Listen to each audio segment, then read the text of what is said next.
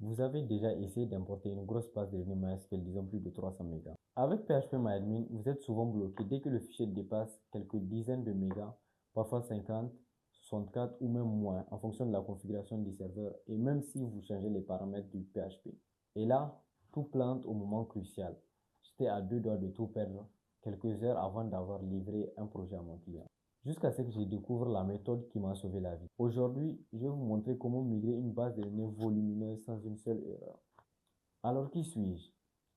Je suis Mustapha, je travaille sur des projets web depuis un moment, principalement sur les sites web, mais également sur les logiciels. En gérant ce type de projet, je me suis retrouvé plusieurs fois face à des bases de données MySQL assez lourdes à manipuler. Et c'est comme ça que j'ai découvert une approche qui m'a simplifié les migrations. Je te vois venir. La première idée qui vient souvent en tête, c'est d'exporter la base de données SQL, puis de l'importer via PHP Sauf que, dès que le fichier dépasse 300 mégas, PHP ne suit plus. Il est limité par les réglages du serveur. Résultat, l'import plante, les erreurs apparaissent et tu perds un temps fou. Pour que ça soit concret, nous allons essayer de réaliser ensemble un exemple. Alors j'ai une base de données A qui est à plus de 350 et quelques mégas et j'ai une base de données B qui est vide. J'aimerais migrer les données de la base de données A vers la base de données B. Pour la première étape, nous allons essayer de faire la méthode classique que tout le monde connaît, c'est-à-dire d'exporter la base de données SQL puis de l'importer via PHP Nous allons montrer pourquoi ça ne marche pas et nous allons essayer de voir la solution, comment régler cette situation. Allons-y sur l'écran.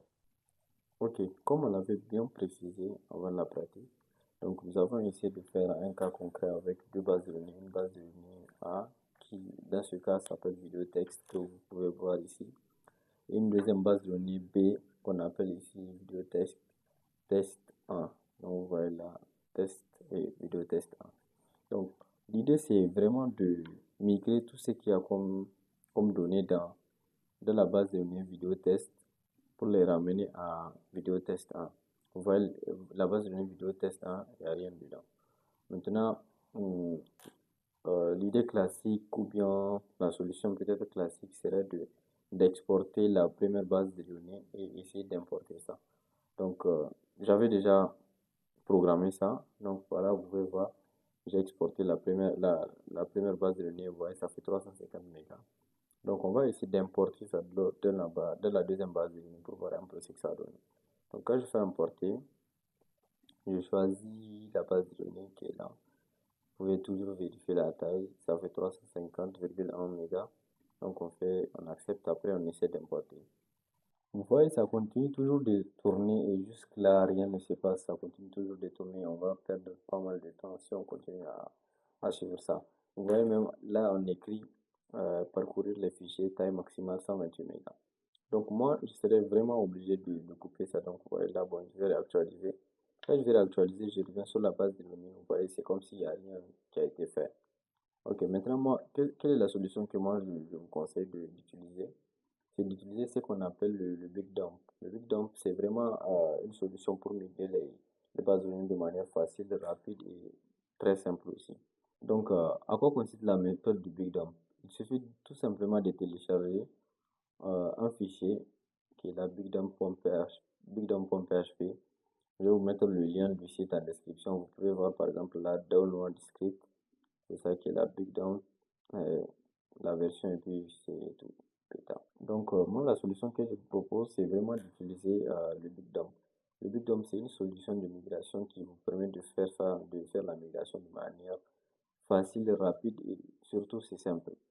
Alors, comment ça marche? Donc, la première étape, c'est tout simplement télécharger le fichier BigDump. Donc, il faut partir sur le site. Je vais vous mettre le lien en description. En partant sur le site, vous allez voir juste en bas de Download Script, vous allez voir la possibilité de télécharger une version qui est là. C'est pas lourd, vous pouvez télécharger ça rapidement. Donc, moi, j'ai déjà téléchargé ça. Vous aurez ça en zip. Maintenant, lorsque vous aurez ça en zip, vous allez dézipper et mettre ça dans un fichier qui est accessible au navigateur. Par exemple, moi, le domaine principal que j'utilise, c'est ça qui est là. C'est le domaine qui est là. Donc, lorsque je mets ça dans le dossier de ce domaine, vous voyez ça, voilà ça bigdump.php. Ensuite, qu'est-ce que nous allons faire comme deuxième étape? La base de données là qui est lourde, on essaie de mettre ça aussi dans le même dossier que le bigdump. Donc, vous voyez là, la base de données qui fait les 350 et quelques mégas. Bon, là, c'est plus ou moins quoi. Ça fait la même chose. Après ces deux étapes, ce que nous allons faire maintenant, c'est de rentrer dans le fichier breakdown. Quand on rentre dans le fichier, vous allez sûrement remarquer au niveau du database configuration, c'est vraiment la configuration de la base de données. Vous allez voir, il y a quatre variables qui vont vous demander. Le serveur de la base de données, donc DB server, DB name, le nom de la base de données, DB username, utilisateur de la base de données, DB password, le mot de passe. Ensuite, vous pouvez remarquer que moi j'ai déjà rempli et c'était bien la base de données B qu'on appelle vidéotest 1. Donc quand on remplit ces éléments-là, qu'est-ce qu'il faut faire? Vous vous rappelez, je vous avais dit qu'il faut mettre les deux fichiers dans le dossier racine de votre domaine ou bien quel que soit. Il faut que juste que ça soit accessible à un navigateur. Moi, je vous avais dit que voilà le domaine. Donc, comme j'ai mis les deux fichiers à la racine de ce domaine-là, donc il suffit juste maintenant de faire le domaine. Donc, je mets slash, je mets bigdump.php, c'est-à-dire le même fichier, je l'appelle. Maintenant, quand je l'appelle, quand vous allez mettre ça, vous allez voir, il y a un tableau qui va vous présenter d'abord la base de données que vous avez mis dans le dossier. C'est-à-dire que ça reconnaît qu'il y a une base de données dans le dossier. Côté size, on vous montre que ça fait plus de 350 mégas. Après, vous voyez, on dit start import into, c'est-à-dire que là, c'est la base de données dans laquelle on aimerait amener les données. Donc, vidéo test 1. Donc, on essaie de faire start import. Normalement, vous allez rencontrer cette erreur, mais ne vous inquiétez pas. Cette erreur, je vais vous montrer comment éviter ce problème. En fait, c'est tout simplement parce que le fichier, le Bigdump, par défaut, ça autorise que 3000 lignes par requête. Donc, nous, comme notre base de données est assez lourde, donc il faut qu'on modifie ça manuellement. Et donc, qu'est-ce qu'il faut faire? On va retourner dans le fichier Bigdump. On va essayer de modifier ça. Donc, pour ça, vous allez chercher la ligne. Voilà, vous allez voir Max Query Lines. Donc, je vais vous mettre ça un peu à l'écran. Max Query Lines, donc peut-être, bon, moi je vais juste ajouter peut-être 2 zéros pour que ça soit 30 000 au lieu de 300. Au début c'était 300, moi je ramène ça à 30 000 maintenant. Donc on enregistre. Il y a un truc qu'il faut aussi prendre en compte. Par exemple, si vous voyez là, j'ai enregistré et j'essaie de revenir en arrière et je fais Start Import. Vous voyez, j'ai encore une erreur. Pourquoi l'erreur là? Parce qu'on me dit que la table, ça existe déjà, oui. Parce que ça a déjà commencé à faire l'importation. Mais comme on ne peut pas dépasser les 300 lignes au niveau de la requête, donc ça s'est arrêté. C'est-à-dire que tout ce qui a été fait est déjà là. Donc, qu'est-ce qu'il faut faire maintenant? Il faut que vous voyez, quand je clique même, vous voyez, il y a déjà 5 tables qui ont été déjà importées dans la table. Donc, je fais tout cocher, je supprime pour ramener la table au début. Et après, on revient toujours au niveau de cette interface, sachant que là, on a changé les nombres de lignes autorisées. Au début, c'était à 300, on a ramené ça à 30 000. Et ensuite, on a vidé la table pour ne pas qu'il y ait des doublons. Parce que bon, ça va pas accepter.